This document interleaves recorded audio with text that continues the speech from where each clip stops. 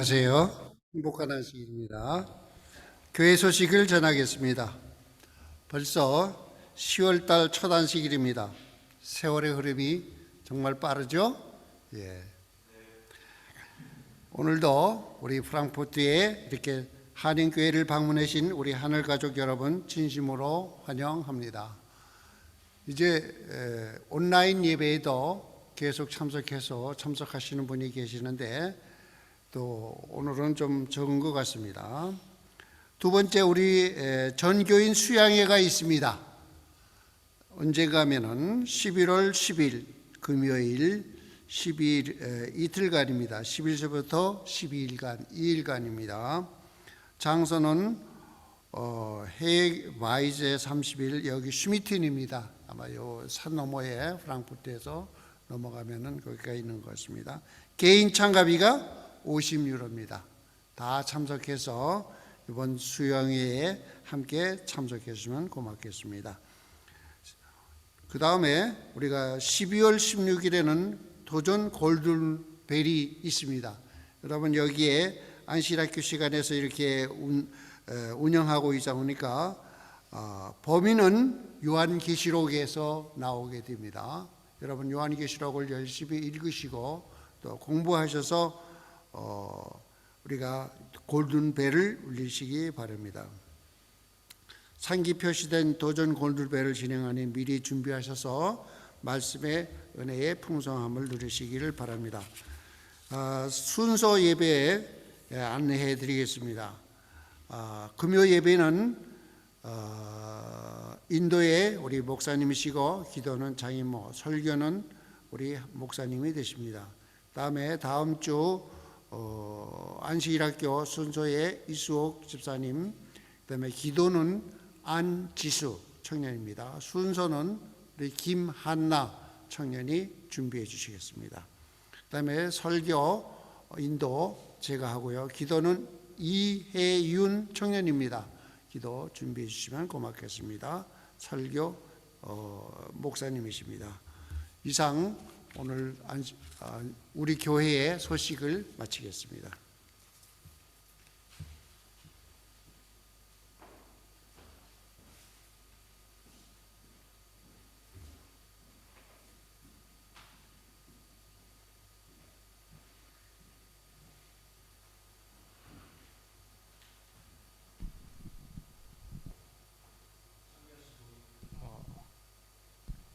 찬미하시고 예배 시작하시겠습니다. 찬미가 246장입니다.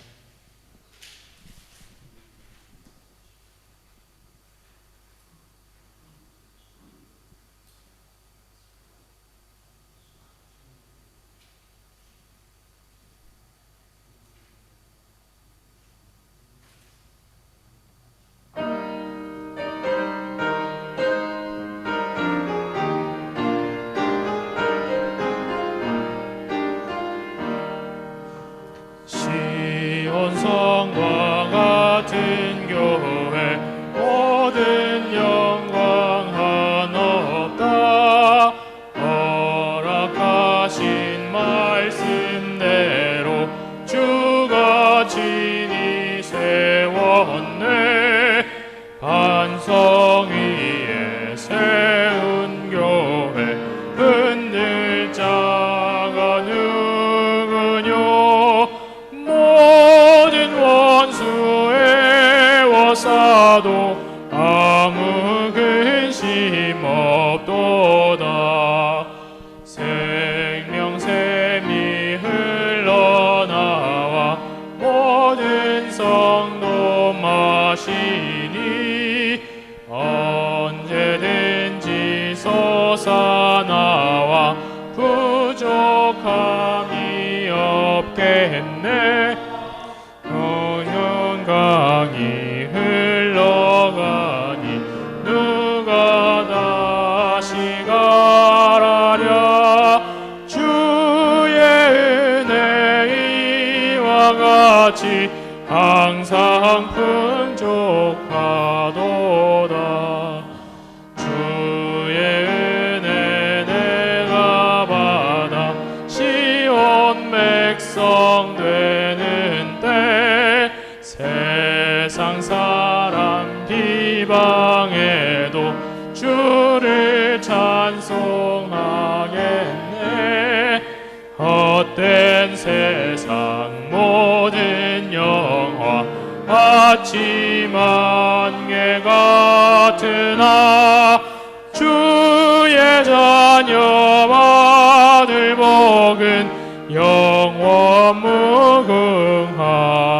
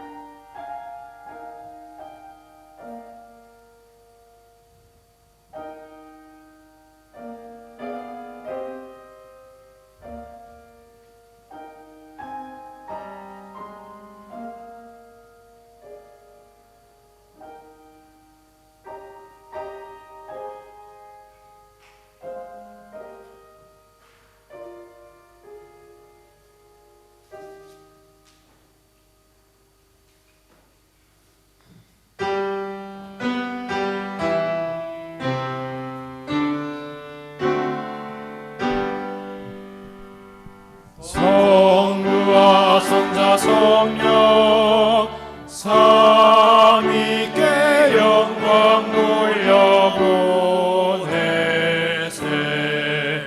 태초부터 이제까지 또 영생 무궁토록 성삼위께 아멘.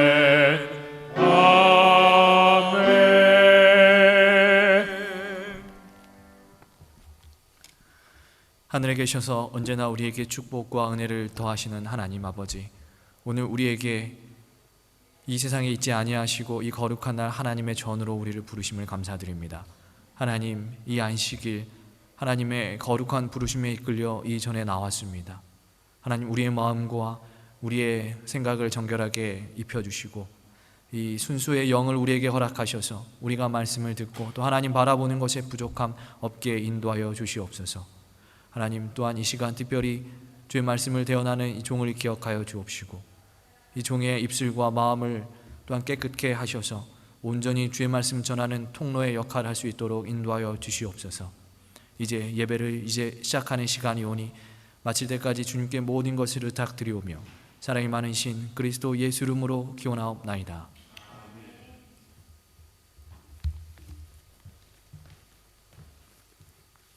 다음은 성경 봉독 읽겠습니다. 760장입니다. 다 같이 우리 교독하시겠습니다.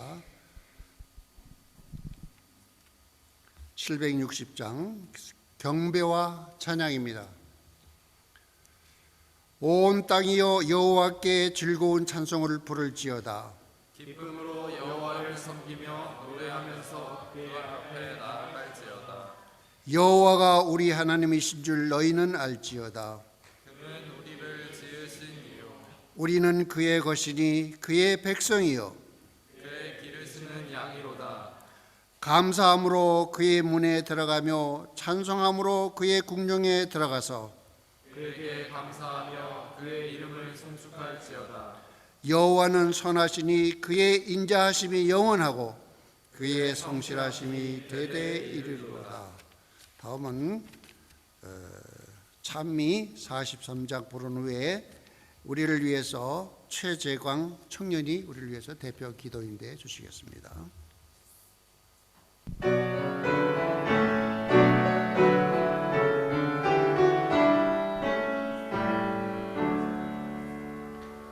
온 천하 만물을 알아 주를 찬양하여라. 할렐루야 할렐루야. 참빛의 근원 내시며 저 밝은 해를 지으신 하나님을 찬양하라. 할렐루야 할렐루야 할렐루야.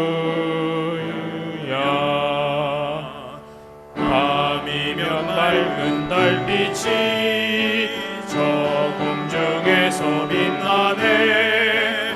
할렐루야 할렐루야. 수많은 별을 내시고 그 길을 인도하시는 하나님을 찬양하라. 할렐루야 할렐루야 할렐루야. 땅 위의 모든 쓰라림 또 죽음인들 겁나랴. 할렐루야 할렐루야. 인간 축복하시사 한영제 삼아주시는 하나님을 찬양하라. 할렐루야 할렐루야 할렐루야.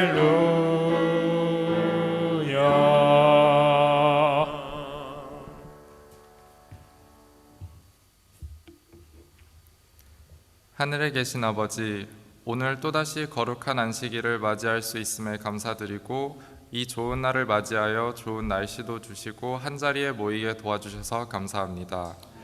예배 중에 모든 죄의 짐을 내려놓고 하나님의 말씀 속에서 평안과 은혜를 얻을 수 있도록 도와주시고 또 다른 일주일을 살아갈 때에 사용할 힘과 용기를 충전할 수 있는 시간이 되도록 도와주세요.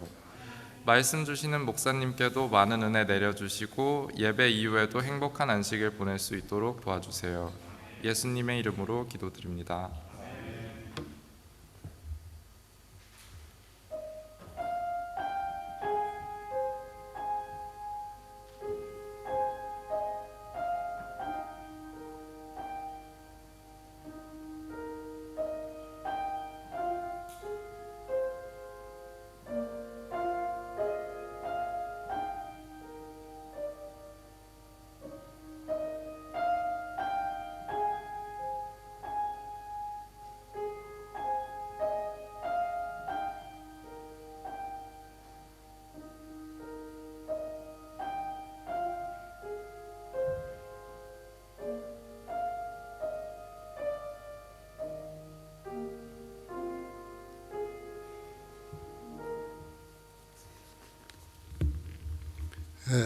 이 시간은 특별히 우리 목사님 가정에서 특창하는 시간입니다.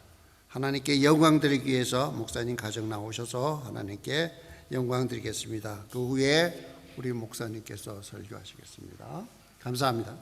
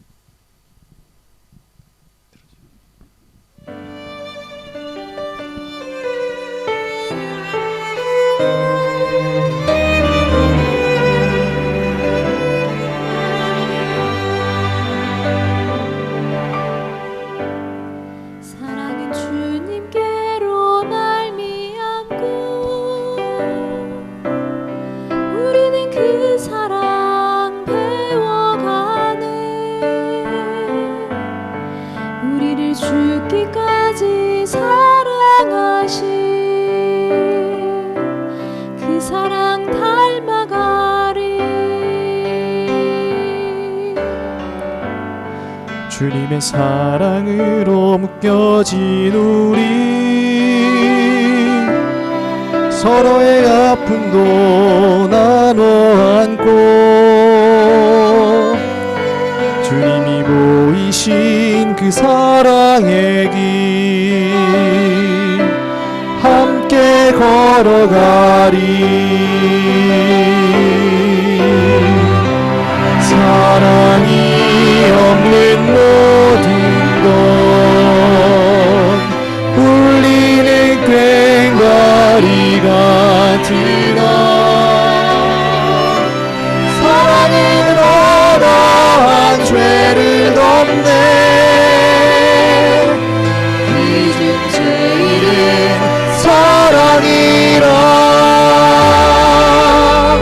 사랑은 주님께로 말미암고 우리는 그 사랑 배워가네. 우리를 죽기까지 사랑하신 그 사랑 닮아가리.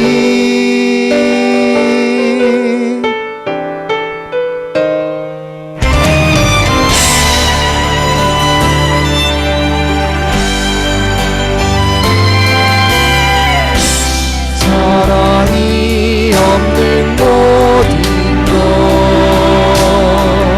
울리는 꽹과리 같으나 사랑은 어다한 죄를 덮네. 이중 제일은 사랑이라.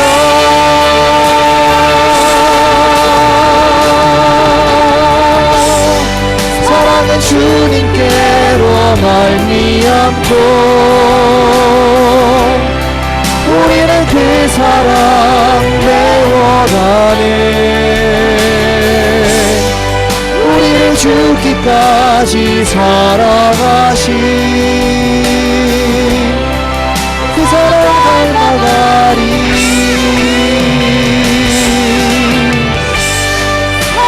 주님께로 말미암고 우리는 그 사랑 배워가네. 우리를 죽기까지 사랑하신 그 사랑 닮아가리.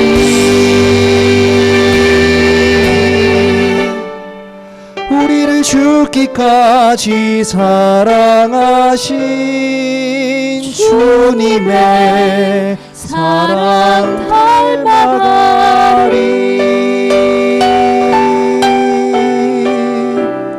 사랑은 주께 속한 것.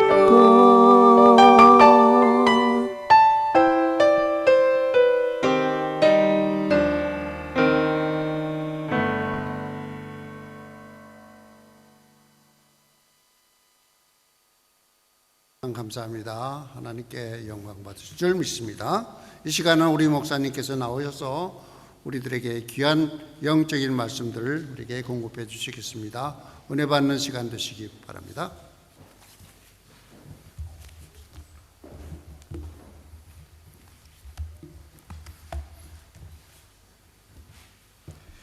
네, 오늘 하나님 말씀 레위기 2장 1절부터 3절까지의 말씀 보시겠습니다. 성경 레위기 2장 1절부터 3절까지의 말씀입니다. 네, 우리 이 말씀 제가 봉독하도록 하겠습니다. 성도님들 눈으로 함께 읽어주시면 감사하겠습니다. 누구든지 소재의 예물을 여호와께 드리려거든 고운 가루로 예물을 삼아 그 위에 기름을 붓고 또 그 위에 유향을 놓아 아론의 제사장들에게로 가져갈 것이요 제사장은 그 고운 가루 한 움큼과 기름과 그 모든 유향을 가져다가 기념물로 제단 위에서 불사를 지니 이는 화제라 여호와께 향기로운 냄새니라. 그 소제물에 남은 것은 아론과 그의 자손에게 돌릴지니 이는 여호와의 화제물 중에 지극히 거룩한 것이니라. 성도 여러분, 행복한 안식일입니다. 행복하십니까? 네, 감사합니다. 오늘 안식일에 드려지는 이 예배가 또 우리 하나님께 온전히 간합되는 그 예배가 되기를 간절히 소망합니다. 또한 오늘 하나님께서 우리에게 주신 이 말씀들이 우리의 삶에 기억되는 그러한 시간들 되기를 간절히 기도해 봅니다. 지난주 안식일 말씀에 저희가 이제 구약의 그 번제라고 하는 제사에 대해서 우리가 잠시 이야기를 나눴었습니다. 그래서 이 번제라는 제사를 살피면서 이 번제는 나의 그 죄를 대신하여 나의 죽음을 대신하여 죽는 그 희생 제물의 희생이 정말 값싼 희생이 아니오 정말 세상에서 형용할 수 없는 큰 아픔과 슬픔이 있는 희생이라는 말씀을 드렸습니다. 오늘도 이 제사에 관한 이야기를 함께 나누려고 하는데요. 근데 오늘 주제는 이제 번제가 아니고 우리가 함께 읽어보니까 어떤 제사인 것 같아요? 소제라고 하는 이 제사입니다. 소제. 이 소제에 대해서 잠깐 말씀을 드리면, 이 소제는 이 번제처럼 누구든지 정말 자신이 원하는 사람이 원하는 마음을 가지고 원하는 때에 드릴 수 있는 그러한 제사였습니다. 그리고 이 제사의 예물은 이 번제는 제사의 예물로 뭘 드렸습니까? 가축을 드렸죠. 동물을 드렸습니다. 그러나 이 소제는 이제 곡식으로 드렸는데요. 이 곡식을 고운 가루로 갈아서 제사장에게 주면 이 제사장이 그 중에 한 움큼을 잡아서 번제단에 불을 태우거나 혹은 첫 이삭의 열매를 볶아서 또 찧어서 기름 유향과 섞어 이 번제단 불에 이제 태우는 그러한 제사였습니다. 근데 지난주 말씀드렸던 것처럼 이 번제단의 불은 꺼진다고 했습니까? 안 꺼진다고 했습니까? 기억이 나십니까? 번제단의 불은 항상 꺼지지 않는다고 말씀드렸습니다. 365일 24시간 항상 재물이 타고 있었기 때문에 그 불이 이제 꺼질 수가 없는 것입니다. 그래서 소제를 드리기 원하는 사람은요, 언제든지 제사장에게 자기 곡식을 주면, 그 곡식 가루를 주면 드릴 수 있는 거예요. 그리고 이렇게 곡식 가루를 번제단에 태우는 이 소제, 이게 이제 소제의 가장 대표적인 방법이고, 성경에서는 이 소제 말고 이와 같은 의미를 가진 소제를 또 하나 소개하는데, 그것이 무엇이냐면 여러분 진설병이라고 하는 것 아시나요? 진설병? 진설병은 무엇이냐면 성소의 첫 번째 칸, 그러니까 우리가 성소라고 하는 이 성막이라고 하는 이 구약의 이 성막을 볼 때에 뜰이 있고, 가장 바깥에 뜰이 있고, 또 첫 번째 칸, 건물의 첫 번째 성소라고 하는 것이 있고, 두 번째 칸 지성소라고 하는 것이 있죠. 근데 이 성소 첫 번째 칸에 뭐가 있냐면 항상 놓여져 있는 떡이 있었습니다. 떡. 그걸 우리가 이제 진설병이라고 부르죠. 진설병. 그 진설병도 이제 소제의 한 종류였다라고 얘기합니다. 근데 오늘 본문에서는 이제 그 진설병에 관한 이야기는 아니고, 앞서 말씀드렸던 이 고운 가루를 태우는 그 소제의 방법에 관한 말씀을 더욱 중점적으로 다루고 있는데, 오늘은 그래서 이 소제라고 하는 제사가 어떤 제사이고 또 그 제사에 담긴 의미가 무엇일까, 이 소제라고 하는 하나님께서 우리에게 주신 이 제사의 방법, 과연 여기에서 우리가 얻을 수 있는 가르침과 교훈과 오늘 우리가 살아가야 되는 영적 동력은 무엇인가 찾아보려고 하는 것입니다.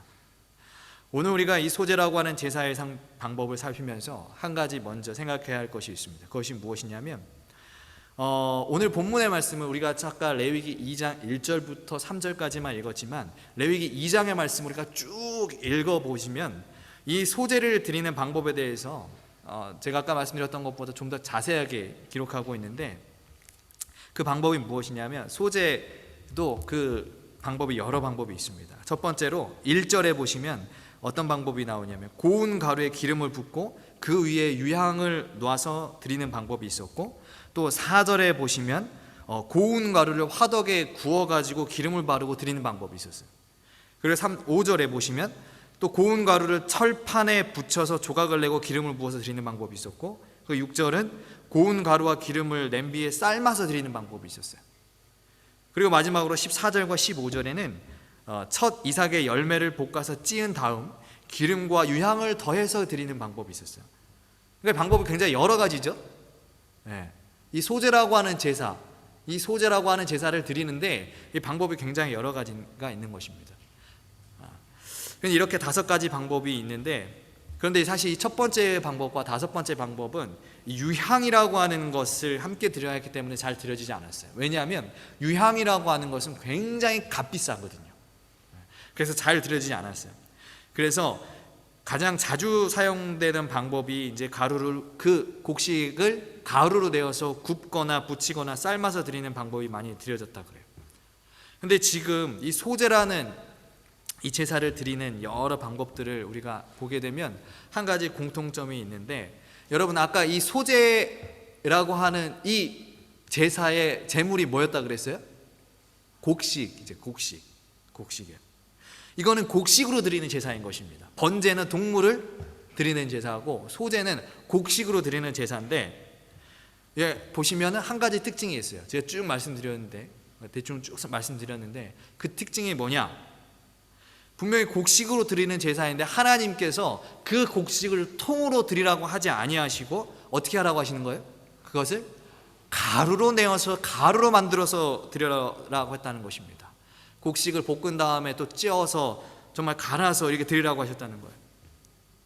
왜 하나님은 있는 그대로 하나님께서 길러주신 그대로 이것을 드려라 라고 말씀하지 아니하시고 하나님께 드리는 제물은 정말 너무나 귀한 거 아니겠습니까? 소중한 것 아니겠어요?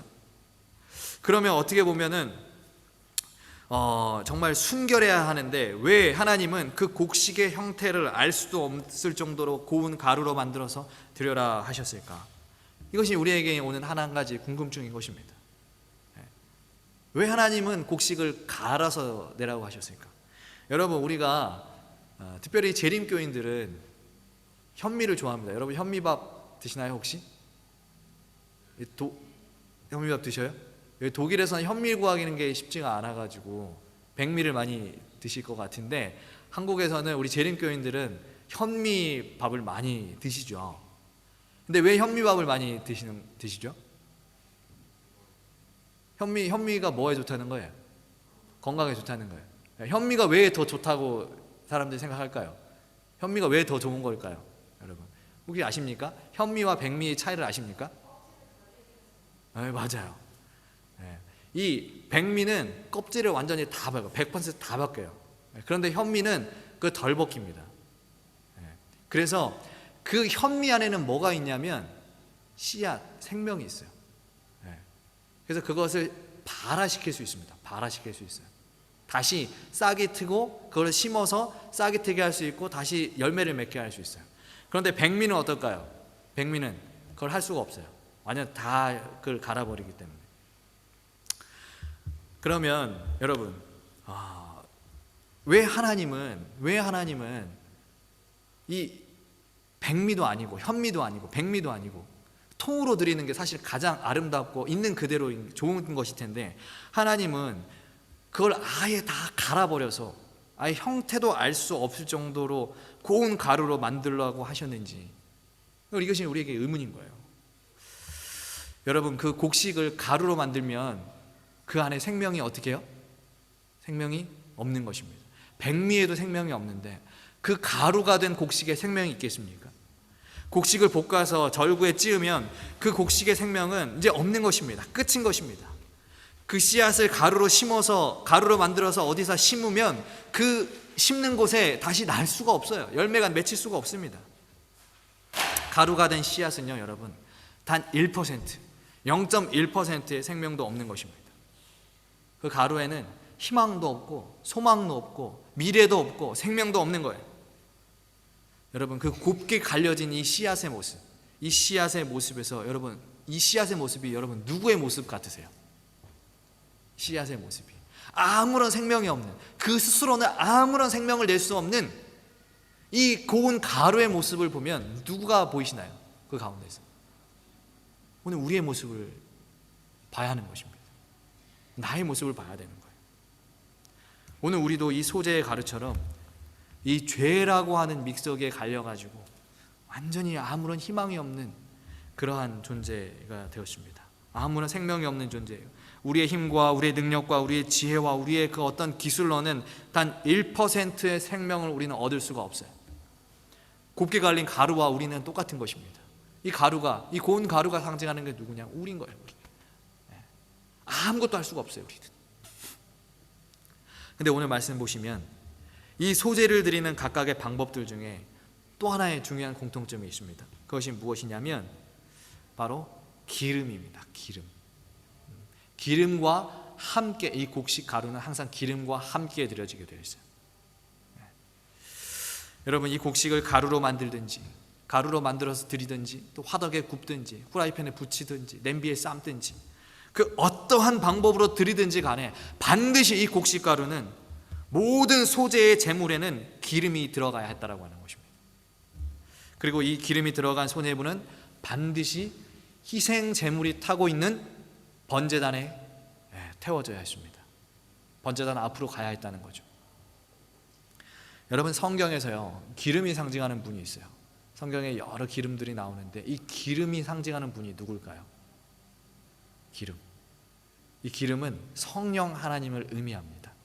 성령 하나님을 의미해요. 그리고 지난주에 우리가 번제단에 태워지고 있는 이 희생제물은 누구를 의미한다라는 말씀을 드렸는데요. 기억나십니까? 예수님이요. 이 번제단이라고 하는 그 제단에 태워지고 있는 그 희생제물은, 그 짐승은 우리의 죄를 대신해서 돌아가신 예수님이라는 말씀을 드렸죠. 그리고 그 기름은 누구를 의미한다고요? 성령 하나님을 의미한다고 그랬습니다. 이 말씀을 우리가 다시 한번 생각해 본다면, 아무런 생명이 없고 희망이 없는 이 가루와 같은 죄인의 인생은 기름이 상징하는 누구요? 성령 하나님. 그 성령 하나님과 함께 섞여서 번제단으로 가야만, 나를 위해서 돌아가신 그 희생이 있는 그 희생 제물이 되신 예수 그리스도 앞에 가야만 다시 뭘 얻을 수 있는 거예요? 생명을 얻을 수가 있는 것입니다. 우리가 그냥 고운 가루로 있을 때는 우리에게는 단 1%의 생명도 없지만, 우리가 기름을 만나고 우리가 번제단 앞으로 간다면, 성령 하나님을 만나고 성령과 동행함으로 예수 그리스도 앞에 나아간다면, 우리에게 그때 뭐가 비로소 찾아오는 것입니까? 생명이 찾아오는 것입니다. 고운 가루와 같은 우리에게도 생명이 찾아오는 거예요. 성령 하나님과 예수 그리스도 앞에 함께 나아간다면, 반드시 성령의 인도하심에 따라 예수님 앞에 가야만 너희의 죄된 너희에게, 생명이 없는 너희에게 다시 생명을 허락할 수 있음을, 너희가 다시 생명을 얻을 수 있음을 가르치시기 위하여 하나님은 이 곡식 가루를, 이 곡식을 그냥 드리라고 얘기하지 않고 번거롭게 그것을 갈고 요리를 해서 드려라 라고 얘기를 하시는 거예요. 완전히 깨지고 완전히 부서져야 이 백성들이 하나님 앞에 다시 나아갔을 때 완전히 깨어지고 완전히 부서졌던 그것이 다시 세워질 수 있음을, 얻을 수 있음을 가르치시기 위해서 하나님은 그것을 완전히 갈아버려라 말씀을 하시는 거예요. 오늘 하나님은 이 소재의 제사를 우리에게 가르치시면서 우리 스스로를 돌아보기를 원하시는 것입니다. 때때로 우리는 우리의 삶에서 인생이 갈리는 것과 같은 엄청난 고통을 경험할 때가 있습니다. 내 속에 있는 자아와 자존심이 정말 처참히 짓밟히고, 그동안 나에게 즐거움을 주고 때로는 나에게 잠깐의 위로를 주었던 그 모든 것들이, 이 세상의 것들이 정말 안개가 걷히듯이 하루아침에 다 사라지는 그러한 경험을 할 수가 있어요. 그렇게 우리의 삶이 정말 바람에 흩날리는 그 곱디고 온 가루처럼 흩날릴 때, 우리는 우리의 보혜사, 우리의 옆에 항상 우리를 도우시는 그 성령 하나님의 인도하심에 따라 십자가 번제단으로 가야 하는 것입니다. 그리고 내 모든 죄를 나를 대신해서 돌아가신 예수님 앞에 내려놓아야 하는 것입니다. 여러분, 그 레위기 2장 11절 말씀을 우리가 함께 보시면, 레위기 2장 11절 말씀 함께 보실까요? 너희가 여호와께 드리는 모든 소제물에는 누룩을 넣지 말지니 너희가 누룩이나 꿀을 여호와께 화제로 드려 사르지 못할지니라 그랬습니다. 자, 지금 하나님께서 이 백성들에게 모세를 통해서 말씀하시기를, 너희가 소제라고 하는 제사를 드릴 때 뭘 넣지 말라고 하셨어요? 누룩이나 꿀을 넣지 말라고 하셨어요. 왜 넣지 말라고 하셨을까요, 여러분? 왜 누룩이나 꿀을 넣지 말라고 하셨을까요? 여러분, 누룩이 하는 것이 무엇입니까? 발효, 그죠? 누룩은 크게 만드는 일을 합니다. 누룩을 넣으면 그 빵이 어때 보여요? 훨씬 부풀어 오르고 커지고 어때 보여요? 볼품이 있어 보입니다. 빵이요, 누룩을 넣으면. 그런데 그렇게 커지고 이렇게 불어났다라고 하는 것은 곧 그것이 무엇됐다는 뜻입니까? 발효되었다라는 뜻이에요. 썩어간다는 것입니다. 누룩을 넣으면 썩어요. 그렇다면 꿀은 어떻습니까? 여러분, 꿀이 하는 역할은 무엇입니까? 음식에 꿀을 넣으면 어때요? 더 맛있죠. 음식이, 맛없는 음식도 맛있게 되는 기적을 베푸는 바로 이 재료가 바로 뭐예요? 꿀 아니겠습니까? 네. 그런데 이 꿀 역시도 사실은 음식을 변질시키는 기능이 있다 그래요. 우리가 흔히 꿀은 당도가 높아서 썩지 않는다라고 생각하지만 이 꿀이 미량으로 아주 조금 들어가게 되면 오히려 그 꿀이 다른 음식의 재료를 만나서 썩게 한다는 것입니다. 발효를 시킨다는 거예요. 그래서 고대 이스라엘 사람들은요, 식초를 만들 때 이 꿀을 넣었어요. 왜냐면 이거 꿀이 이걸 이제 발효시키기 때문에 식초를 만들 때 그 꿀을 넣는 것입니다. 우리가 우리의 인생을 설계하고 살아가다 보면 때때로 누룩과 꿀을 쫓아서 살아갈 때가 있어요. 그렇게 누룩을 넣은 빵처럼 화려하고 정말 큰 것들을, 거대한 것을 쫓아서 살다가, 혹은 꿀처럼 달콤한 것을 쫓아서 살다가 그것이 나를 썩게 하는 것인 줄도 모르고 그것을 쫓아서 살다가 인생의 쓴맛을 경험할 때가 있다는 것입니다. 크고 화려한 것만 쫓다가, 맛있고 달콤한 것만 쫓다가, 내 입맛에 즐거운 것만 쫓다가 그것이 나를 썩어가게 하는 것, 나를 죽이는 건지도 모르고 그것만 계속 쫓아갈 때가 있어요. 그러다가 사람이 어떻게 됩니까? 넘어지고 인생의 큰 아픔을 겪어요. 그러나 이제 우리가 기억해야 할 것은, 소제라고 하는 제사를 드릴 때 그 고운 가루가 재물이 전부가 아니라는 것을 우리가 배우지 않습니까? 그러므로 우리가 정말 우리의 인생에 나락으로 떨어진 것 같은 그러한 느낌을 받을 때에, 정말 소제의 재물이었던 고운 가루처럼 내 인생이 분쇄되는 그러한 경험을 우리가 할 때에, 우리 옆에는 성령 하나님이 계심을 반드시 기억하셔야 됩니다. 여러분, 반드시 기억하셔야 돼요. 소제의 재물은 고운 가루가 아니다. 이 소제의 재물은 고운 가루가 전부가 아니다. 반드시 뭐가 섞여야 돼요? 기름 역시도 귀한 재물이었다는 사실을 반드시 기억하셔야 하는 것입니다. 어쩌면 하나님께서 우리에게 기름과 섞여서 예수님께 나아가게 하기 위해서 우리에게 우리의 삶을, 우리의 인생이 갈려지는 그러한 경험을 허락하시는지도 모르겠습니다. 때때로 우리의 인생에 정말 너무나 힘든 일이 있고, 지친 일이 있고, 아픈 일이 있고, 쓰러지고 넘어질 것 같은 일이 있을 때 하나님께서 왜 나에게 이러한 일들을 허락하실까 고민되고 하나님께 의문이 들 때에 우리가 생각해야 할 것은, 하나님께서 나에게 오라, 더 가까이 오라 라고 하는 그 초청의 음성이 아닌지 우리는 생각을 해봐야 하는 것입니다. 성도 여러분, 다시 한번 호소합니다. 성령의 인도하심을 따라 여러분 예수님 만난다면 생명의 가능성을 잃어버린 우리도 다시 살아난다는 사실을 반드시 기억하십시오. 1913년 대총회가 열렸을 때에 당시 교회의 지도자였던 엘렌 화이트는 이제 노년이 되어서 그 대총회에 참여할 수가 없었습니다. 그래서 편지를 통해 그곳에 모인 주의 자녀들에게 말씀을 전하는데요, 그 내용 중에 다음과 같은 말씀이 있어요. 이따금 당하는 고초는 우리를 극도로 낙심케 할 것이다. 그러나 하나님의 종들은 그분의 도움으로 마침내 승리할 것이다. 그러므로 형제들아, 그대 앞에 있는 괴로운 경험을 인하여 낙심치 말라. 예수님께서 그대와 함께 계실 것이며 길을 예비하시기 위하여 성령을 통해 우리 앞서 그곳에 가실 것이다.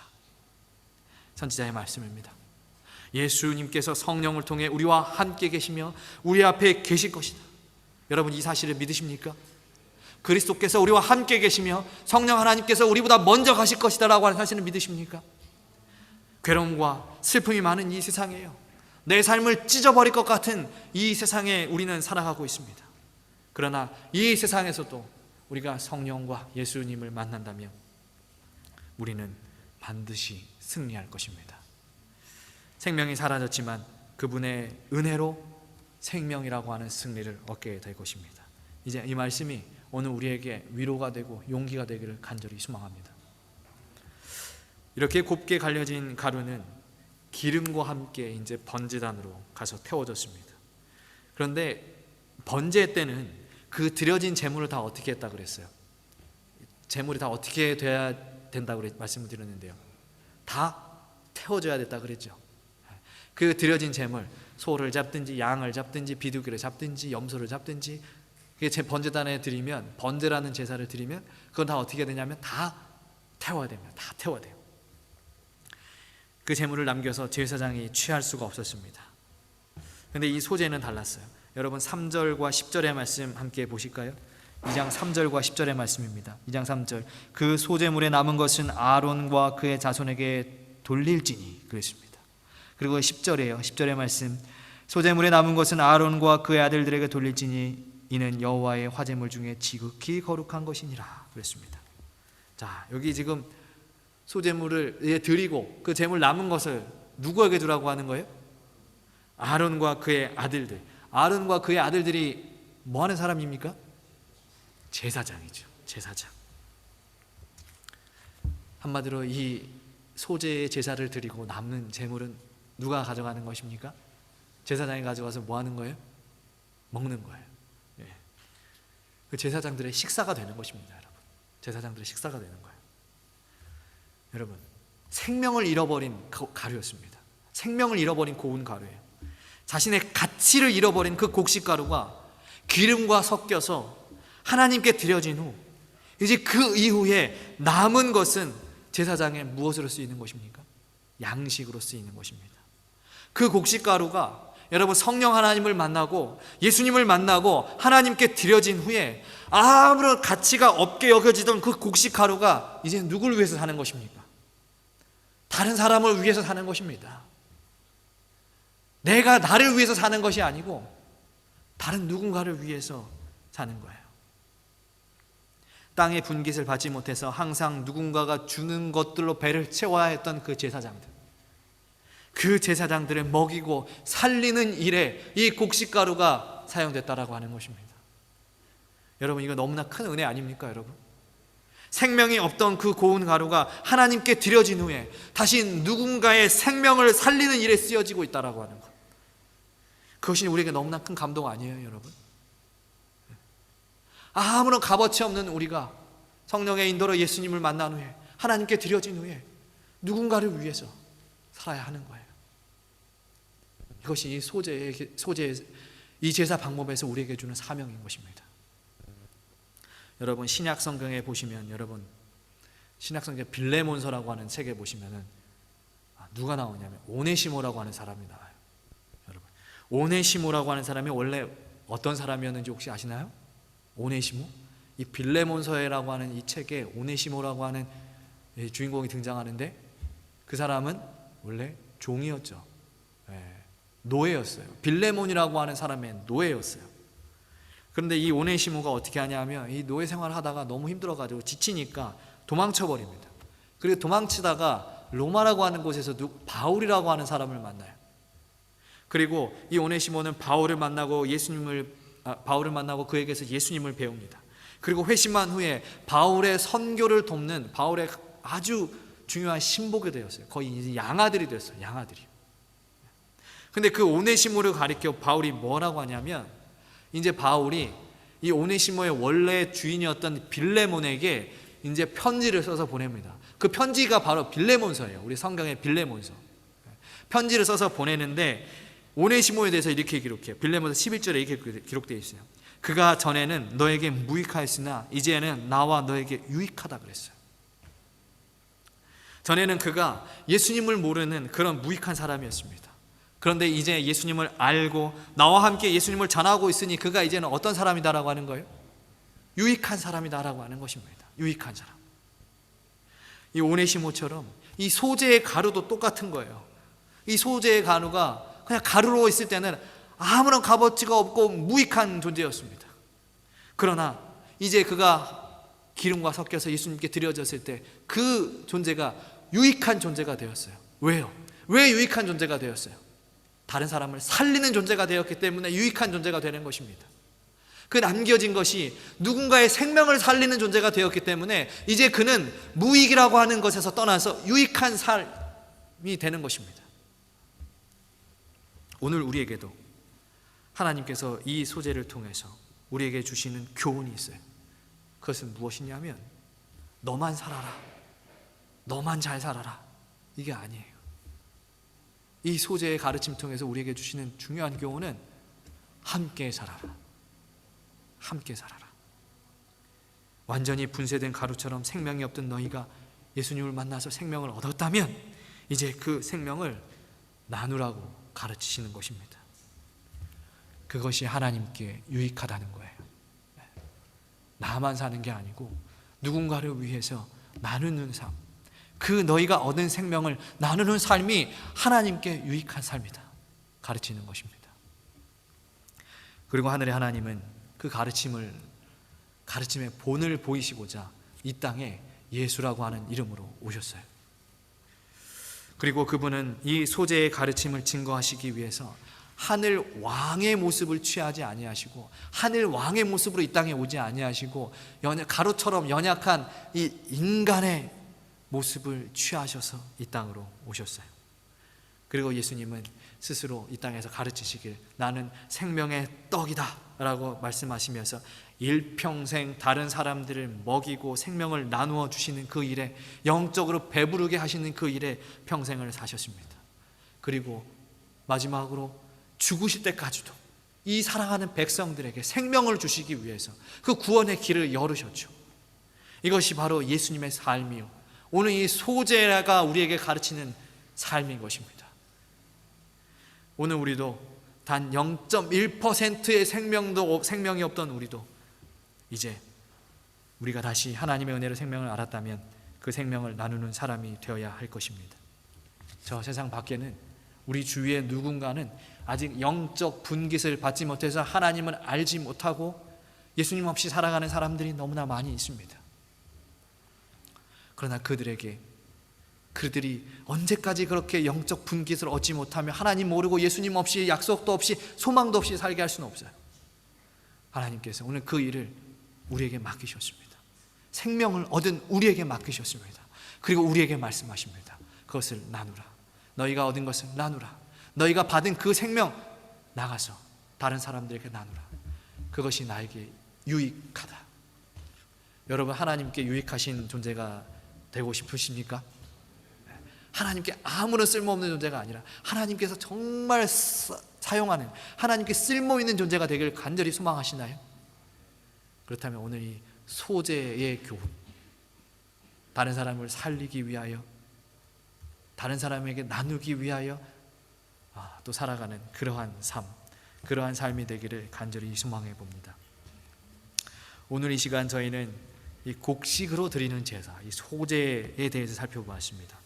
그리고 이 소재의 제물을 생명이 없는 가루로 혹은 뜨거운 불에 볶아 찌어서 드리라는 말씀 속에 담긴 하나님의 그 뜻을 살펴봤는데요.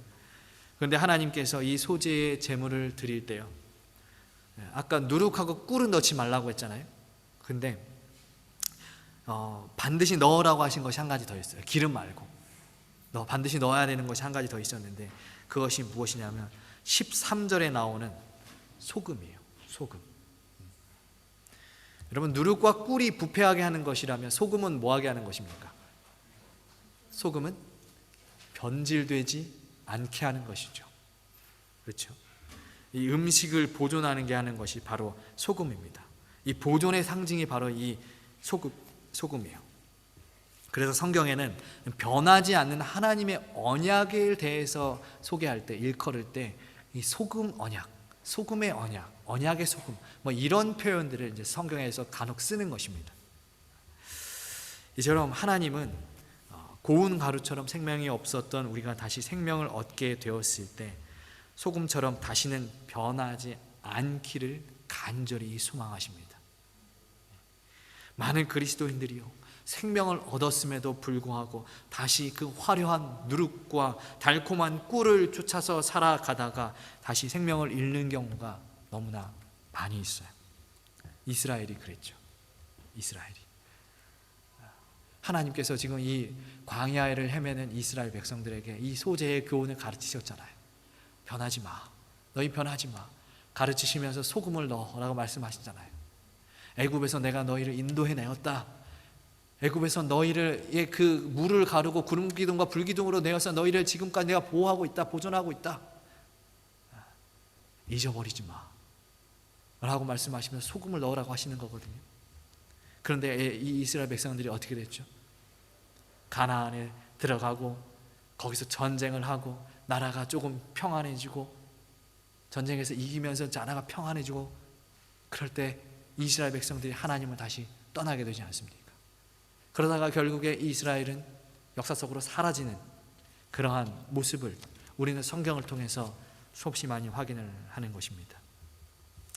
여러분, 이제 이 조상들의 교훈을 우리가 반면교사 삼아서 정말 하나님께 얻은 생명, 이 귀한 생명을 지켜나갈 수 있는 모든 성도님들이 되었으면 좋겠습니다. 소금처럼 변하지 않는 우리가 되었으면 좋겠어요. 저 세상에 아무리 화려하고 달콤한 것들이 우리를 유혹하고 미혹한다 할지라도 그것에 넘어가지 말고 오로지 하나님의 말씀에 따라 성령의 인도에 따라 우리가 살아가는 모든 성도님들이 되시기를 간절히 소망합니다. 이제 마지막으로 고린도전서 15장 57절과 58절의 말씀 한 구절 읽고 오늘 말씀 마치겠습니다. 우리 주 예수 그리스도로 말미암아 우리에게 승리를 주시는 하나님께 감사하노니 그러므로 내 사랑하는 형제들아 견실하며 흔들리지 말고 항상 주의 일에 더욱 힘쓰는 자들이 되라. 이는 너희 수고가 주 안에서 헛되지 않은 줄을 알미라. 그러므로 사랑하는 형제들아 견실하며 흔들리지 말라. 오늘 하나님께서 우리에게 주시는 말씀입니다. 이 말씀이 우리 가슴에 새겨지고 우리의 삶에 정말 큰 기준이 되기를 간절히 소망하면서 오늘 말씀 정리합니다.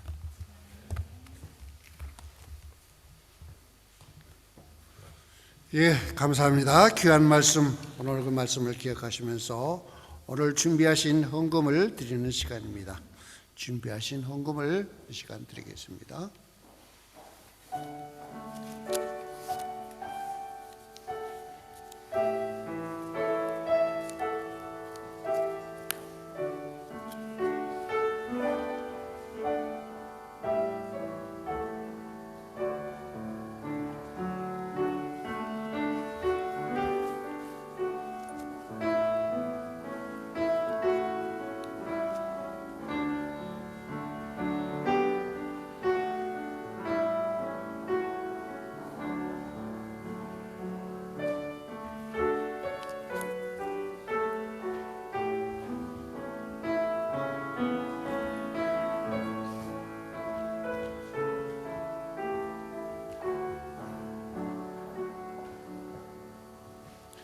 같이 13장 우리 함께 참여 드리겠습니다.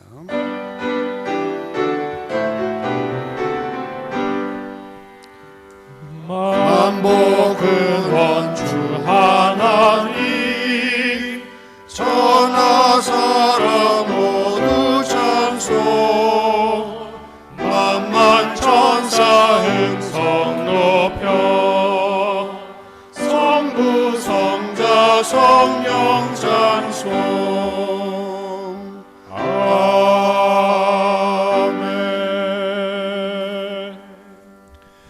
기도드리겠습니다. 감사하신 저희들의 아버지 하나님, 오늘 복된 안식일 주의 전에 나오게 하셔서 우리 사랑하는 형제들과 함께 기쁘게 예배를 드리며 또 거룩한 안식일을 기억하며 성도들과 교제할 수 있는 주의 몸된 교회를 변함없이 사랑하여 주시는 그 은혜를 생각할 때 진심으로 감사를 드립니다. 먼저 예배드리는 교회가 되어 우리 모두 말씀으로 무장하며 또 상고하며 주님 앞에 기도하며 예수님의 이름을 이웃의 세상과 자랑하는 교회가 되게 하여 주시옵소서. 오늘 귀한 목사님의 말씀을 기억하고 산제물을 드림으로 변화되는 믿음으로 하나님을 기쁘시게 하는 자녀로서 주님 인도하여 주시옵소서. 오 아버지 하나님, 주의 전에 나올 때에 주님께 드릴 예물을 저희들이 환경에 따라 준비했습니다. 준비하여 헌금할 수 있는 이 시간을 주셨사오니 주님 감사합니다. 특별히 감사함을 마음으로 드리는 그 마음에 주님께서 축복하여 주시옵소서. 특별히 열애 하나를 구별하여 드린 기억하시고 약속하신 그 축복으로 가득 채우시고 각자 드린 헌금을 기쁘게 받아 주시옵소서. 헌금을 드린 손길마다 기쁨의 날들로 온 가정에 축복하옵소서. 예수님의 이름으로 간절히 기도드리옵나이다. 아멘. 찬미 337장 함께 부르고 목사님의 축도가 있겠습니다.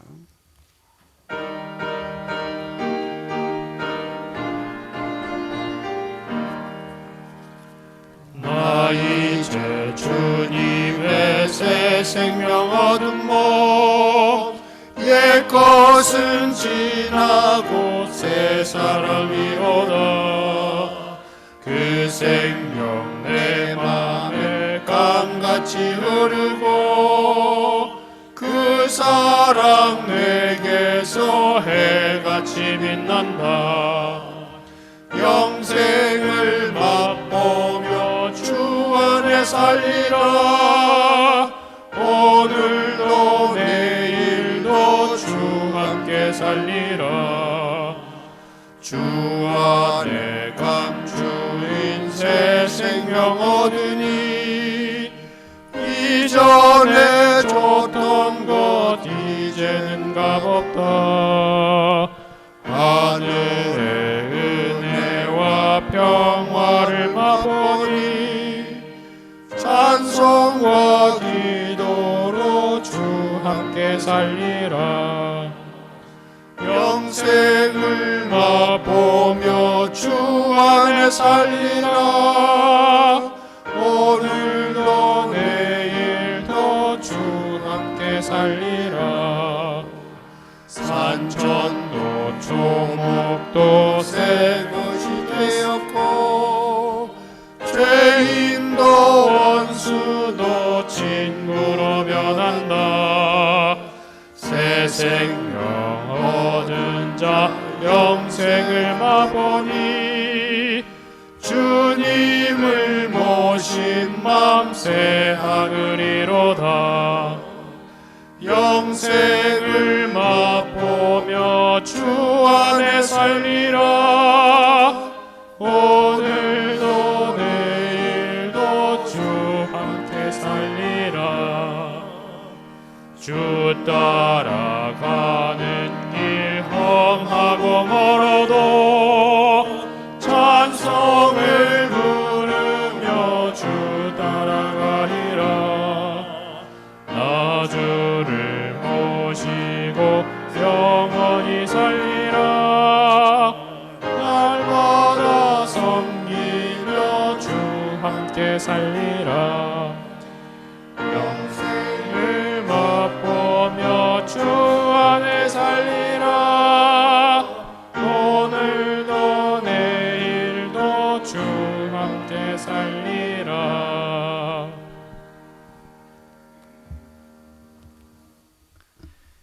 이제는 아버지 하나님의 크신 사랑과 예수 그리스도의 다함없는 은혜와 성령의 교통하심이 이제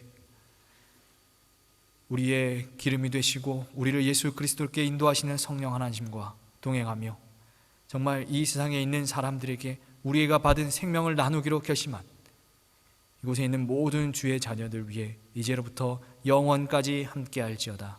아멘.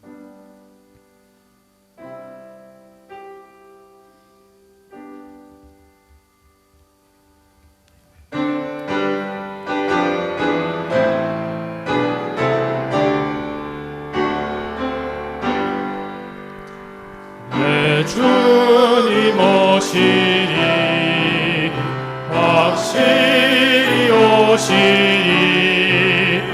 내가 공중에서 주를 만나겠네.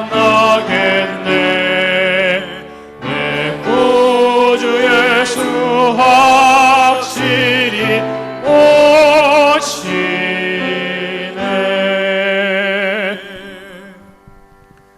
네, 예배 모두 마쳤습니다. 각 가정에 예수님과 함께 행복한 한 주일 되시기를 간절히 기원합니다. 다음 주 다시 뵙겠습니다. 감사합니다.